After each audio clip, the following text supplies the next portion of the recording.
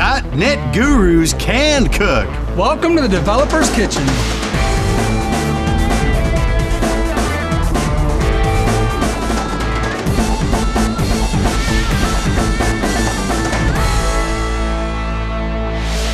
Today on the Developer's Kitchen, we're taking a break with Hibachi Steak. Oh man, I'm telling you. And washing it down with Ted Bahr Sidecar. You want this shaken, not stirred? Well, why don't we do that? Yeah. But first, we're gathering up some fresh garden greens for Jon Galloway's Guacamole from the .NET Gurus Can Cook Cookbook. Oh, This dude Jon. lives on a avocado farm. Yeah, you know what? He's ever since he moved there, he got serious about making guacamole dip here. So this is. So you know him? Jon, he's a Microsoft Community ASP.NET PM. He also organizes the MVC conference and does a lot with the ASP.NET MVC platform. So. Okay, we're gonna do 2 cloves of garlic. We're gonna dice them up. We're gonna have half of a red onion, 2 teaspoons of ground cumin, a teaspoon of ginger, fresh cilantro, coarsely ground. We're gonna top it with a Roma tomato, then peppers to taste, lemon, avocados, mix, and he has some pretty good optional ingredients we can add. We're gonna start off with our seasoning mix. We're gonna add garlic. Let's add our red onion.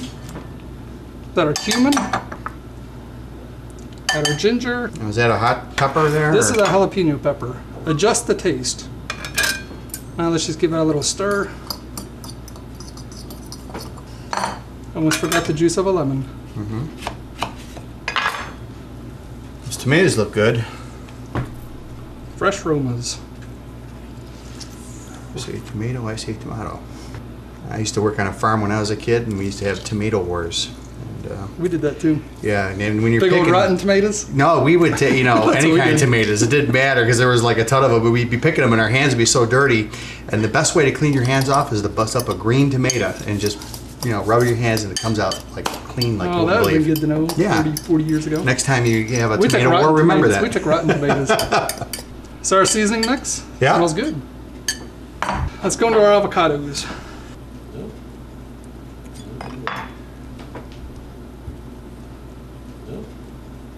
Oh, look at that. Got the seed. That's pretty darn good. All right.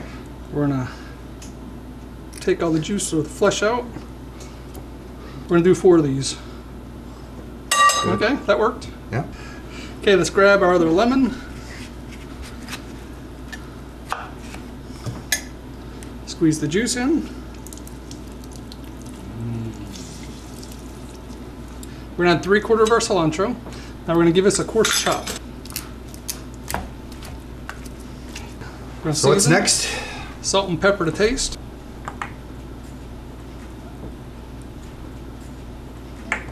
Our tomatoes, Roma tomatoes.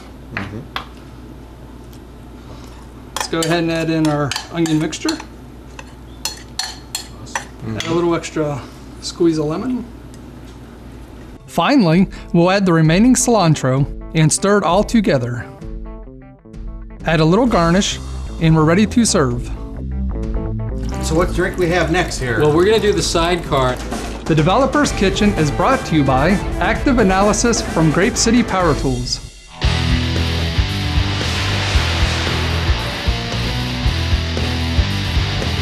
Active Analysis. It's a custom control that is a totally self-contained business intelligence application. A developer can just go in the application, connect it to our data, give it to a business guy, and they can slice and dice and look and graph and OLAP their way to happiness. Well, you go all the way to the beginning. What really happens? You make a report for your boss, and he says, that's great, now can you change it? And you become the OLAP cube. That's right. You keep building next version, next version, next version. Yeah. If you go all the OLAP way, well, now you're installing analysis services and building cubes, and you need consultants, and it's just too big and too much and too expensive. Right. Basically, if you want to make the boss happy, just get Active Analysis, put it in a wrapper, and give it to him. Active Analysis from GrapeCity PowerTools. Smarter components for smarter developers. Now, let's head to the bar for Kevin's Quick Fix. He and Russ are mixing Ted Bahr's Sidecar from the .NET Gurus Can Cook Cookbook. Ted Bahr is the president and co-founder of DZ Media. He did the flank steak recipe. He certainly does. Good combination. Oh, The Sidecar along with flank steak. I bet you that's perfect. He's got an interesting statement here on this drink. I can't wait to try it. It's a simple, elegant, classic pre-dinner drink that won't fill you up and might get you lucky. Oh, well, then we better make this.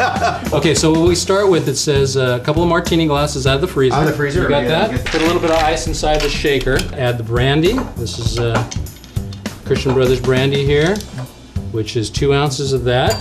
So I'm going to eyeball this here. 2 ounces of this. And then the freshly squeezed lemon juice. So I'll get a couple of lemons right here that we cut. I'll put that inside there. You want this shaken, not stirred? Well, why don't we do that? Yeah, we'll certainly do that. A little bit of the triple sec, only an ounce. So I'm just pouring that in. It gives a little bit of sweetness to it. And then we're gonna shake this up. There. All right, there we go. It does work. Look at that. I think I got a good job there. Okay, here we go. Halfway around.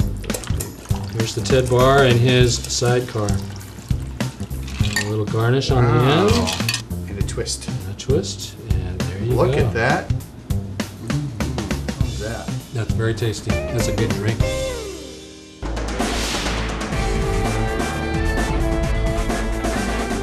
Hey Russ, what's one of your favorite menu items to order when you go to a restaurant?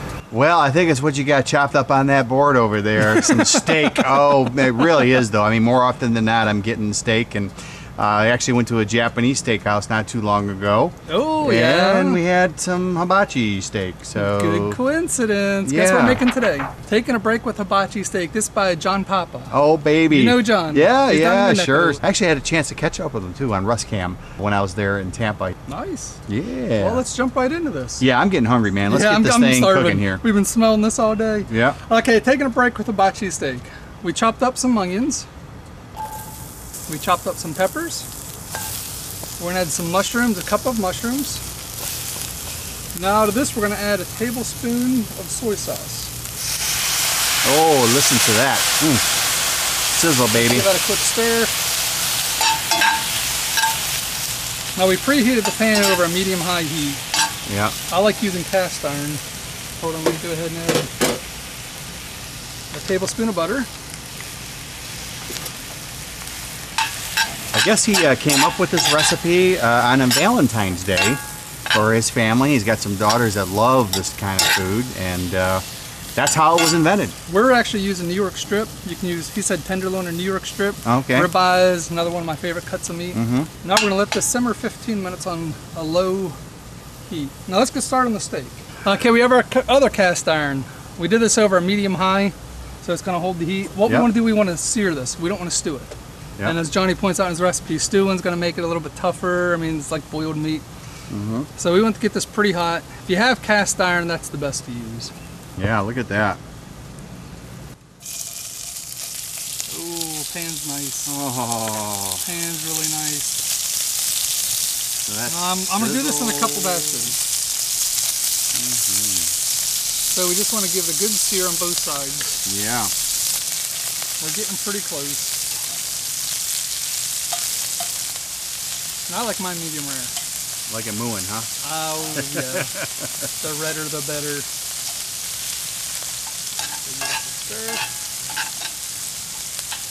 Okay, now that we're medium well, where you like it, let's go and add in 2 teaspoons of garlic spread.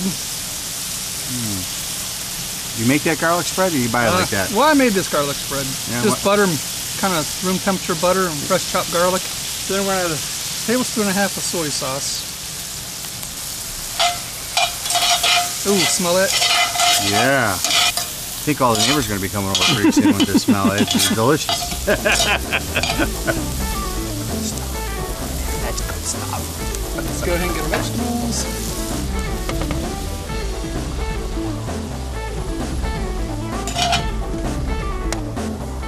Let's get our steak.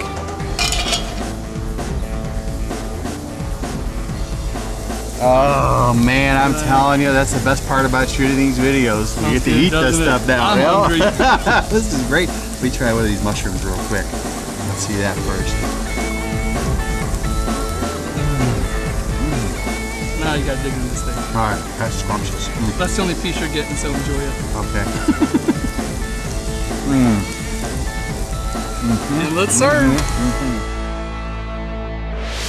For all of the recipes featured on the Developer's Kitchen, go to gcpowertools.com/cookbook and find out how to get your own copy of .NET Guru's Can Cook.